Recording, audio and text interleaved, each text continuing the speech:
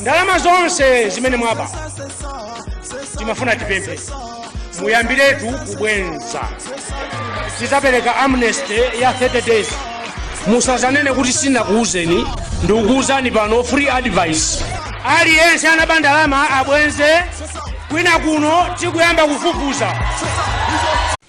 Onse amene anatibera ndalama zathu atibwenzere tikazitenga kumene anazisungako. Kazili Malawi muno tikapatsa masiku 30 kuti abwenze, ngati sabwenza la 31 malamulo atani kodi agwira ntchito. Ndiye tikazisokolotsako kumene zidabisidwako. Kayena munabisa ku Sweden, kaya munabisa ku Mauritius, kaya munabisa pati.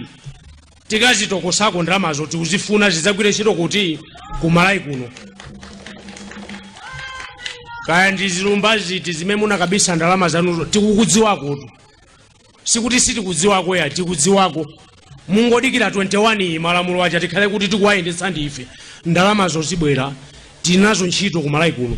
Mmalipiro anthu amenewo ndizitukukoza ku Malawi kuno zimenezo ndi mankhwala mchipatala amenewo. Ndalama zathu tikuzitani kodi tikuzifuna. Ndiye tikubwerezanso pano zimenezo ndikuba. Ndiye mukamati yayi ntchitidwe umene woopsezana ndi zakalekale. No. Okuba sitimansekerera tinena kuti mukuba. Ndipo simutiopseza tikamanena kuti mukuba. Amene wopayo ndiye munthu wake sindili ngati ineyo. Ine ayi mumfune.